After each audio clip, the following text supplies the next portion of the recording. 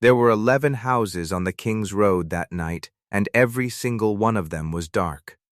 I want you to picture it properly, because I only saw my own, and I have spent 9 years being told what the rest of it looked like. 11-way houses between Coldbeck and the northern garrison, every fire out, every shutter closed, every door barred at the busiest hour of the busiest week of the year, and a road full of people with nowhere to stop.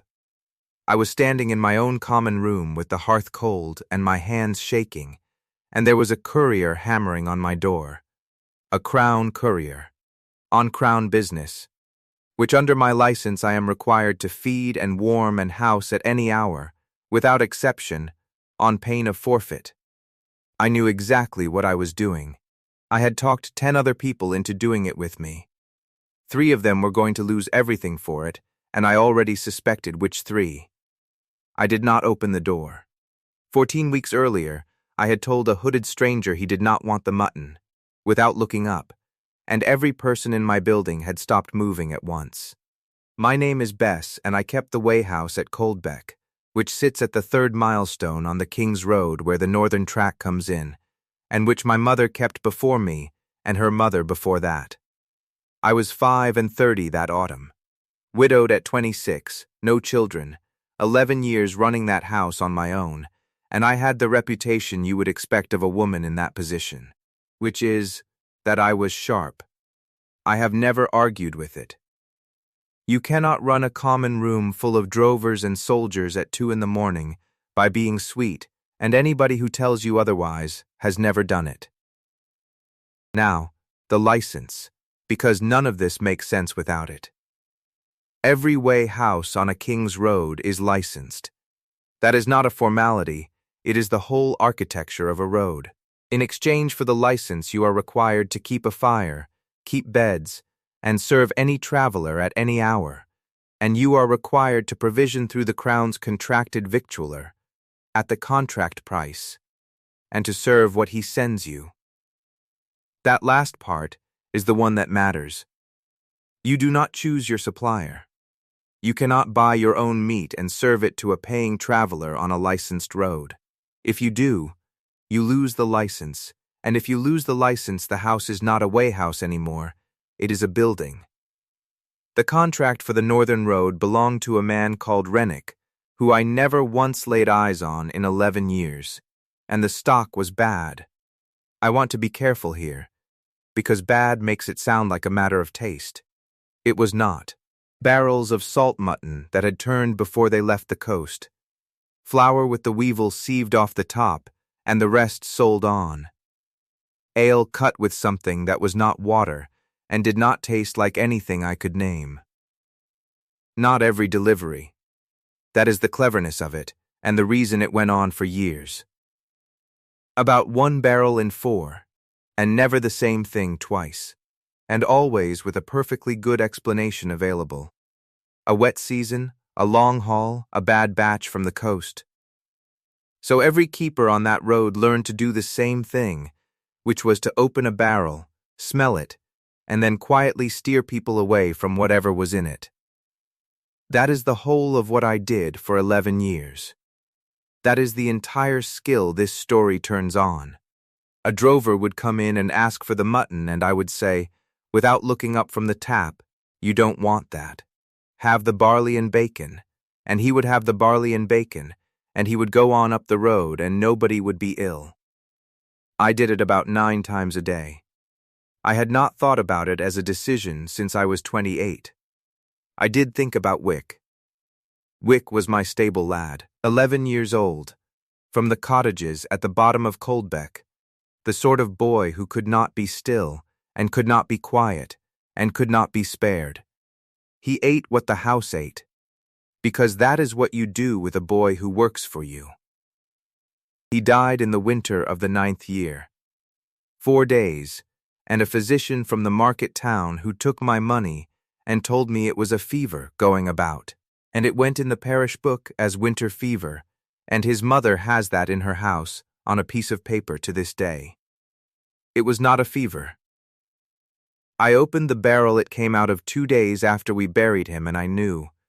and I could not prove one thing, and I sat on the floor of my own cellar for a long time. After that, I stopped serving the contract stock at all. To anybody.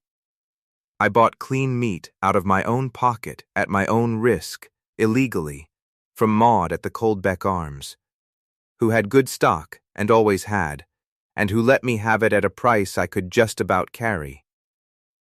Hold on to Maud. I am going to come back to her, and I would like you to have noticed her. He came in on a Tuesday in the first week of October, at about the 9th hour in a hood. I want to make clear how unremarkable that was. It was October on a northern road. Every third man in my common room that week was in a hood. There were 6 of them in the party, and they took the long table, and I had 11 other people in, and 1 girl on the floor with me. And I was at the tap with my back half turned. One of them asked what there was, and I said what there was, and the one in the hood said he would take the salt mutton. And I said, without looking up, in exactly the voice I had used 9 times a day for 11 years, "You don't want that. Trust me. Have the barley and bacon. It's better, and it's a penny less." Then I finished the tap. Then I noticed the noise had stopped. I want to describe this accurately, because it has been embroidered a great deal since. There was no scream, and nobody drew anything. It was simply that a room which had 18 people talking in it had, in about a second and a half, stopped, and I looked up into the kind of silence you can feel on your face. 2 of the men at the long table had their hands on their weapons. Not drawn. On them. Every single person in my common room was looking at me, and about half of them had gone the color of ash, and my own girl Nell had both hands over her mouth. And the man in the hood turned his head and looked at me for a very long moment. He had it back far enough by then that I could see him. I did not know his face. I had never been to Hollamore Keep in my life, and a way housekeeper on the 3rd milestone does not attend court. But I did not need to know his face, because I could read the room, and the room had told me exactly what I had just done. I have been asked 1,000 times what I felt. The honest answer is that I did the arithmetic on my license, my house, and my mother's mother in about 2 seconds and arrived at the bottom of it and found nothing there at all.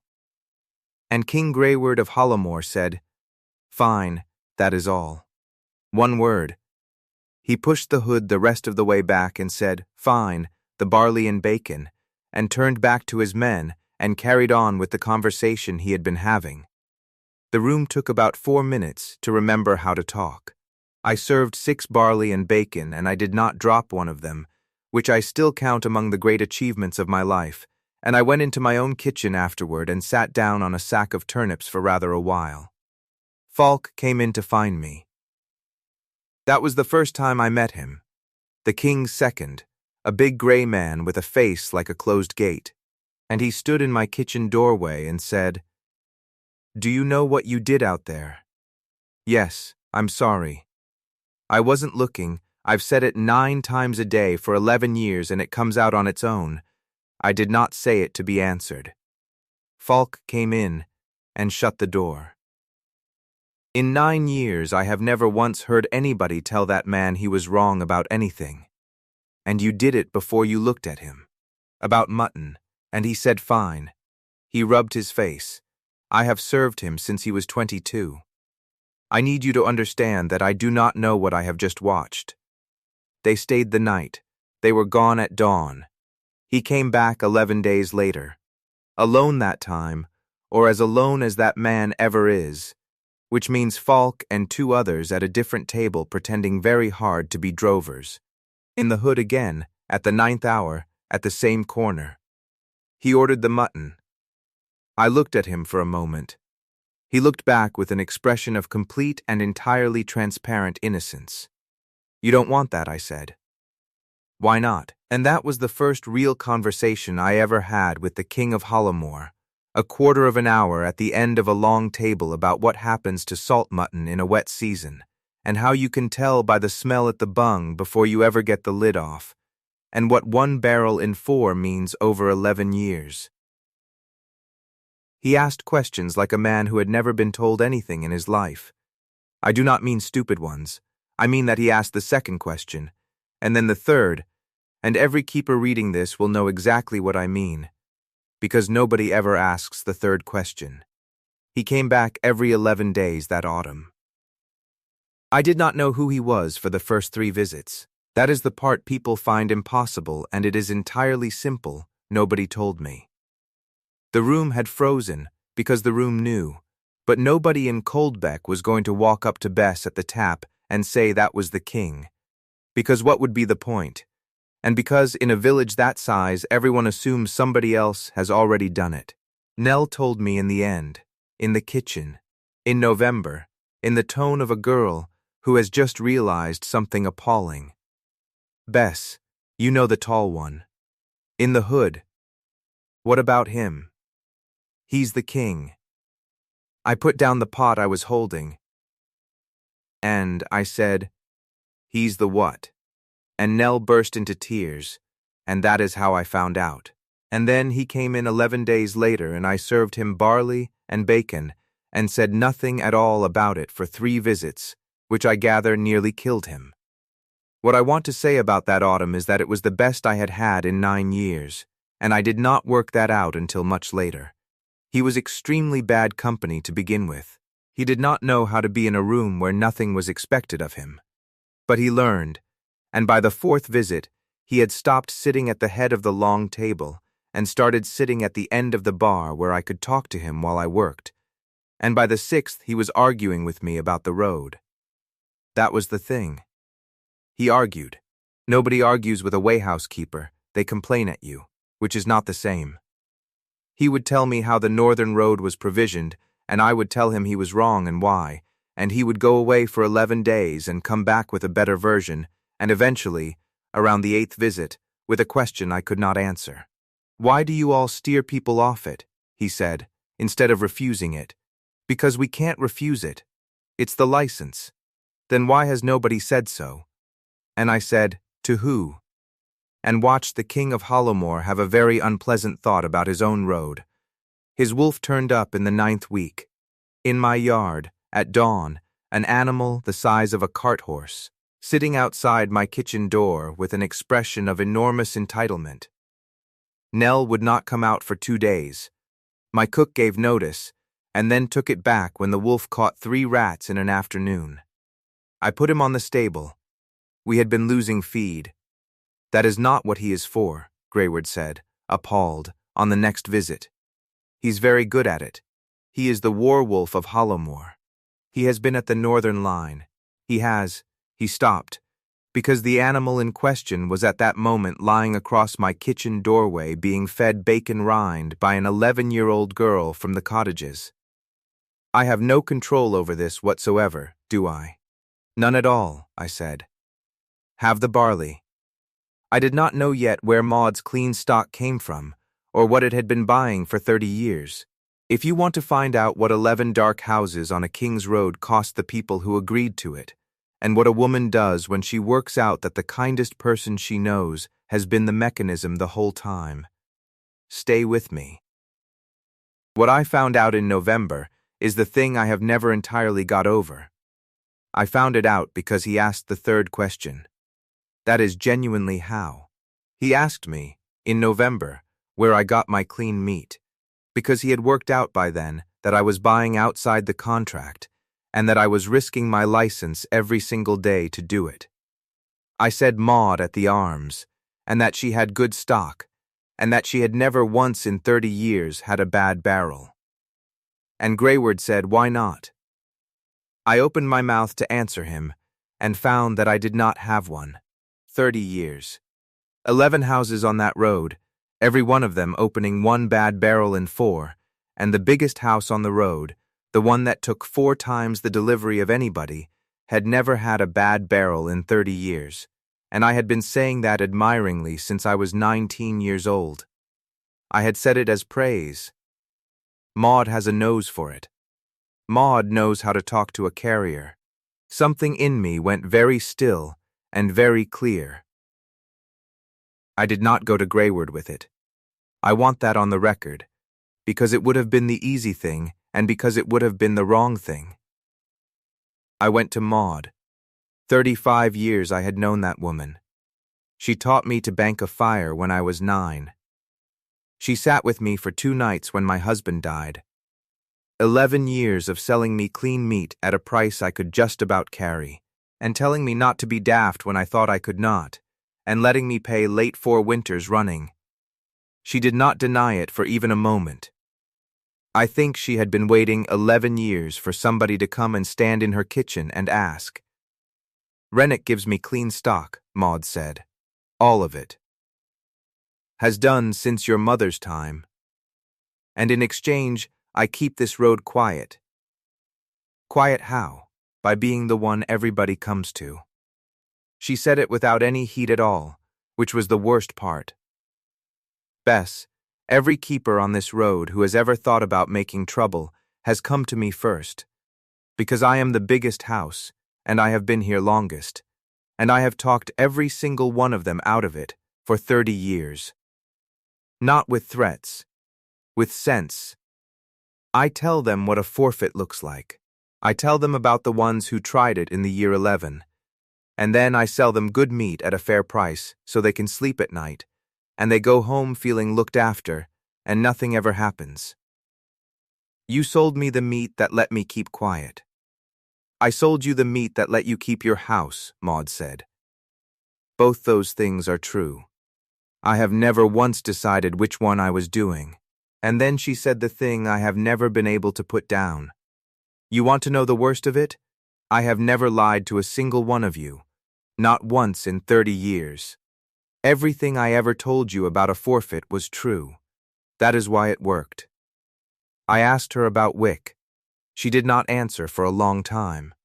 Then she said I sent his mother money for 4 years, and I understood that she had known. And I got up and left her kitchen, and I have been in it exactly twice since. Here is why we could not simply be believed, and it is the reason for everything that came after. Rennick's contract was 30 years old, and it was not, in law, a fraud. The stock he delivered met the specification.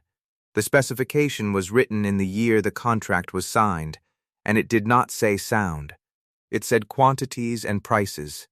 Every barrel of turned mutton he ever sent up that road was, technically, a delivery in conformance. There was nothing to prosecute, there was no ledger to produce, and no forged mark to find. That is what 30 years buys you, not concealment, but a set of arrangements so old that nobody can point at the crime, because the crime is the arrangement, and any single keeper who refused a delivery forfeited her license that day. Not after a hearing. That day. Grayward could have ended it with an order. He said so. In my kitchen. In December. And he was ready to do it, and I stopped him. And I want to explain why. Because I have had 9 years of people telling me I was mad. If you end it, I said. Then, a king ended it. Because a king happened to sit in one-way house and take a liking to the woman at the tap. And in 9 years there will be another Rennick on another road, and the 11 people on it will wait for a king to walk in. It has to be us. It has to be that 11 license holders refused, and survived it, and it has to be on the record that they did. It will cost you your houses. Some of them. Yes, Bess, you asked me in October why nobody had ever said so, I said. And I said to who? This is me saying so. You do not get to make it easy now. I spent 7 weeks on that road, 11 houses between Coldbeck and the garrison, and I went to every one of them, some of them 4 and 5 times, in the worst weather of the year, and every single keeper said the same thing to me in a different way, which was, Maud says, that was the hardest work I have ever done. Not persuading them that the stock was bad. They all knew that. They had all been steering travelers off it for years exactly as I had. Persuading them that 30 years of the soundest, kindest, most consistently correct advice any of them had ever received had been the fence. 6 said yes in the first month, 2 more in the 6th week. The last two said yes on the night, which I did not know until it was over. We did it on the 11th of January, which is the busiest week of the northern year, because there was no point doing it in a quiet week. 11 houses. Every fire out, every shutter closed, every door barred, and a notice nailed to each door that said the same 11 words: "This house cannot lawfully serve what it has been sent." Signed, the keeper. I have never been so frightened in my life, not of Rennick and not of the Crown, of the road, of a courier hammering on my door at midnight on Crown business, which is a thing I am bound by my license and by everything my mother taught me to answer, and which I did not answer. I sat on the floor of my own dark common room with my back against the bar and let a man knock. The first 2 days were almost easy, which nobody warns you about. There is a kind of lift you get from finally doing the thing, and it carried me through to about the 3rd morning. Then the weather turned, and the road filled up the way it does in the 2nd week of January, and it stopped being a principle, and started being people standing in my yard in the dark. That is what I was not ready for. Not the Crown. Not Rennick, a carter I had known for 9 years, standing in the snow outside my window at the 4th hour, with 2 children in the cart, and me on the other side of the shutter with a cold hearth and a full woodpile. I let them in on the 4th night. I want that on the record too. Not to serve, I lit no fire in the common room, and I put no food in front of them. But I opened the stable, and I gave them my own blankets out of my own room, and I sat with them out there until it got light. 4 of the 11 did the same thing. We had agreed we would not. And 4 of us did it anyway, and when we compared it afterward, not one of us was sorry, and every one of us had thought we were the only one who had broken. The letters started on the 5th day. That is how they came at us. In the end, not soldiers, letters. A clerk of the road office rode the whole 11 milestones with the same document 11 times over, and it was very courteous, and it explained that the keeper's license was already forfeit as of the 2nd day, and that reinstatement would be considered on an individual basis for any house that resumed service before the 7th. Individual basis. 2 words. That is the entire craft of it, not a threat to 11 people, but 11 separate quiet offers, each one made to a frightened person alone in a cold building. Maud could not have done it better. I do not think Maud had anything to do with it. That is what frightened me. The road office reached for exactly the same tool she had used for 30 years, without needing to be told, because it is simply what the machinery does. Cotter held. He was 71, and his house took 11 days of nothing worse than any of ours, and he had the least in reserve of anybody on that road, and on the 7th day I rode up there to tell him to open. Genuinely. I had decided it on the way. I was going to release him from it, and he would not let me get the sentence out. "Don't you dare," he said, in his own doorway, in a coat, with no fire behind him. 40 years I've served bad meat to travelers, and told them it was the wet season. Don't you come up here and take the 1 week of it off me. He died the following spring. It was not the 11 days.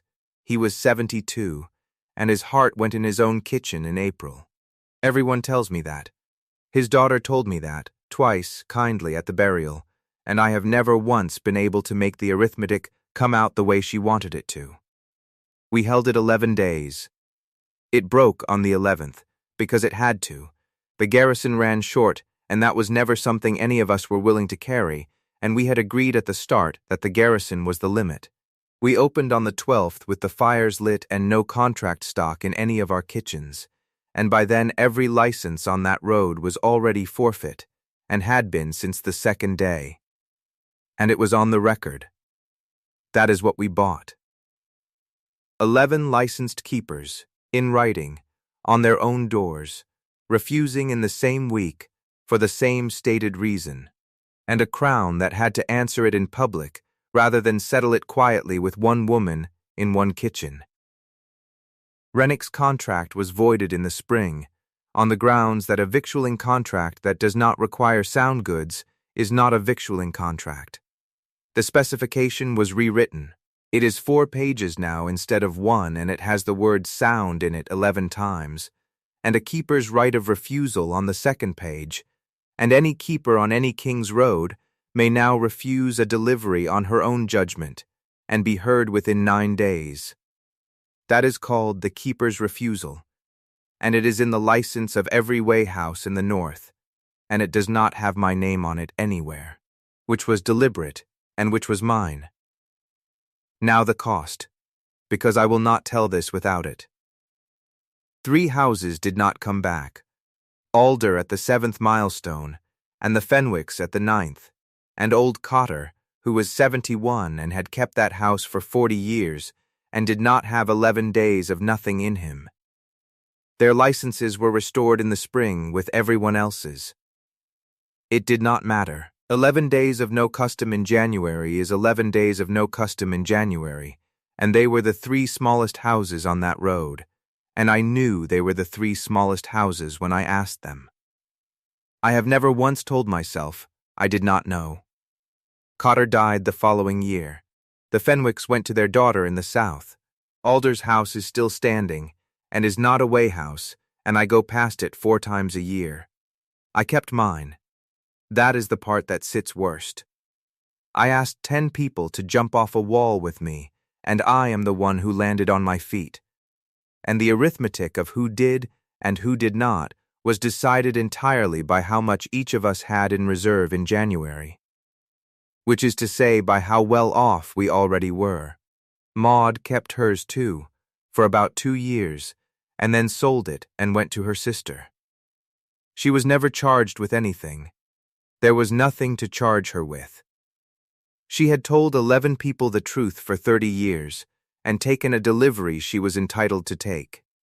She wrote to me once, in the 2nd year. It was 4 lines long, and it did not apologize, and the last line said, "You will find, in about 20 years, that you have started giving somebody sensible advice. I hope somebody asks you why. I think about that more than I want to." Grayward asked me in the 3rd year, and he did it at the bar. Not in the keep. Not in a hall.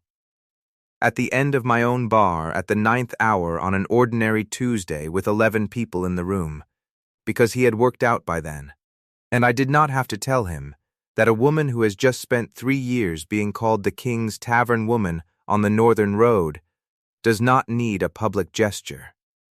"I have thought about how to do this for a long time," he said, "and every version was wrong, because there is nothing I can offer you that is not a thing you could not refuse. So what have you got?" "Nothing," said the King of Hollowmore. "That is the point. I have brought nothing, arranged nothing, and signed nothing. The keeper's refusal is in the license, and it cannot be taken out of it by me. Your house is yours, and it is not held on any word of mine. If you tell me to go tonight, everything you have is exactly the same tomorrow. And I have spent 3 years making certain of that before I would let myself ask." "That took 3 years?" "It took 9 months," he admitted. "The other 2 years were me being a coward about it. Falk would like that noted. I kissed him first at my own bar, in front of 11 drovers and a girl called Nell who screamed. It was brief, and it was warm, and it settled something in me that had been braced since the winter I sat on my cellar floor and could not prove one single thing. 9 years on, I still keep the house. I am there perhaps half the year now, which is a compromise that took a long time, and about which the council was extremely tedious. Nell runs it the other half, and is better at the books than I ever was, and considerably worse with the drovers, which she is learning. The wolf still comes. He has his corner. There is a hollow worn in the flags by my kitchen door that I will not have relaid. I ride the northern road twice a year, and I stop at every house on it. All 11 of them are way houses again. Alder's was licensed to a new keeper in the 4th year, and I helped her get it, and she does not know why a woman she had never met stood surety for her, and I have never told her. And I still say it, 9 times a day without looking up, to anybody who orders the wrong thing on a bad week. You don't want that. Trust me. I have said it to ambassadors and to a bishop, and once, memorably, to a man who turned out to be Rennick's nephew and who took the barley and bacon and never came back. I still wonder about Maud, and I wonder about her the way you worry a tooth. 30 years of telling 11 people nothing but the truth, and every word of it true, and all of it offense.